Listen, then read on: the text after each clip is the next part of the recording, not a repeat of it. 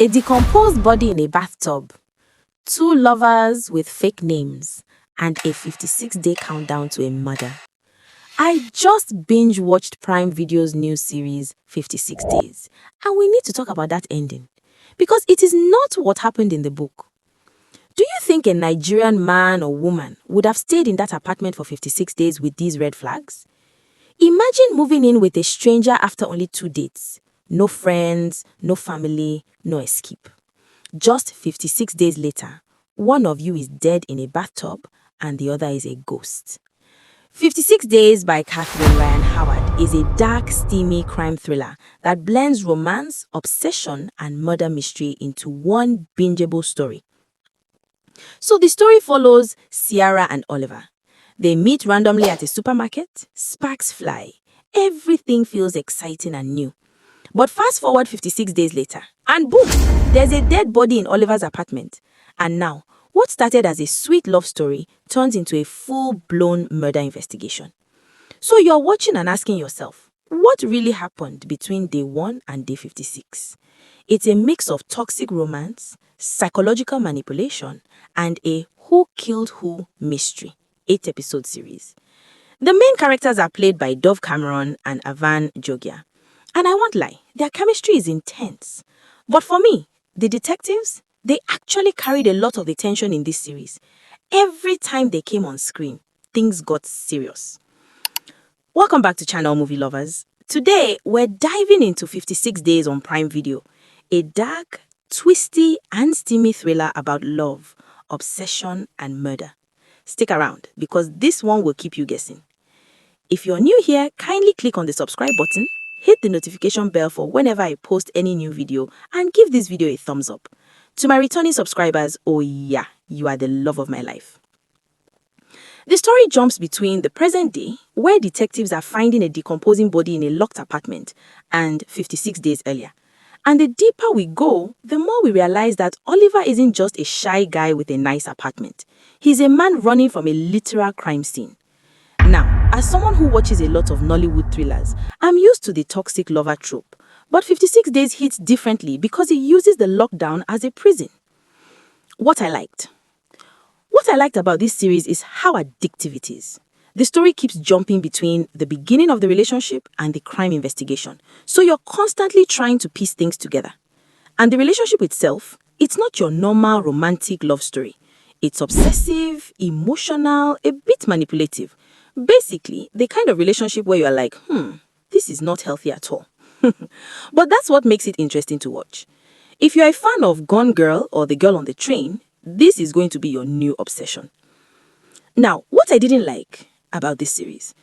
Now, let's be honest. The show is not perfect. Some of the characters feel a bit shallow, so it's hard to fully connect with them. The middle episodes also drag a little, like you might feel the story slowing down before it picks up again. And if you watch a lot of thrillers, you might even guess some of the twists early. But what I found frustrating, when the series started so well and it reached episode 3, the pacing was slow. At the heart of this story, it's really about love versus obsession. Secrets, lies, trauma, and that scary question, do you really know the person you're in love with? But here's the twist that makes 56 Days so brilliant. The police can't identify the body. Why? Because in a lockdown world, nobody is checking IDs, nobody is visiting. The person in that bathtub could be anyone. As the detectives dig deeper, they realize the person living in this apartment isn't the real Oliver. He stole an identity. He's been living a lie since day 1. This raises the stakes for the audience. You start wondering, is Ciara in danger or is she the danger? If you only watch this series, you might think you know the whole story. But Catherine Ryan Howard's book adds a layer of Black Widow energy that the screen barely touches. In the book, Ciara's motivation is much more calculated. She didn't just happen to meet him. She was looking for justice for something that happened years ago, a crime involving a hit and run that Oliver thought he got away with. Without giving away the final twist, let's just say that the bathtub wasn't an accident. It was a choice. It was a sentence. In the book, the victim becomes the executioner. So my final rating for 56 Days is 6.5 out of 10. It's definitely watchable, especially if you like messy relationships, suspense, and... Well, the dead body in the bathtub actually belonged to the therapist, Dan. He confronted Oliver. Oliver tried to end their therapist-client relationship. Dan threatened to expose Oliver's secret, and Ciara clapped Dan over the head and killed him. However, Ciara and Oliver escape with Oliver's wealth to a tropical island, have a baby, and live happily ever after. That's because the two detectives, who eventually learned that the body belonged to the therapist and that the therapist was a bad guy, pinned the murder on a drug dealer with whom one of the detectives had beef. The beef is honestly not worth discussing, which also helps them cover up an ethical breach. So in the end, Oliver and Ciara get to be together, the terrible therapist is dead, the drug dealer goes to prison, and the two detectives keep their jobs. That's it. And as boring as all that sounds, it's actually worse. It's for you.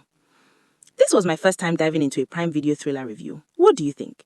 Should I do more international mysteries, or should we go back to the Nollywood trenches? Alright, movie lovers, over to you. Would you ever trust someone you just met with your life? And who do you think was the real villain in this story? Let's talk in the comments. Don't forget to like this video, subscribe, and follow That Northern Girl for more honest movie and series reviews every week. I'll see you in the next one. Stay safe and stay blessed. And don't move in with strangers.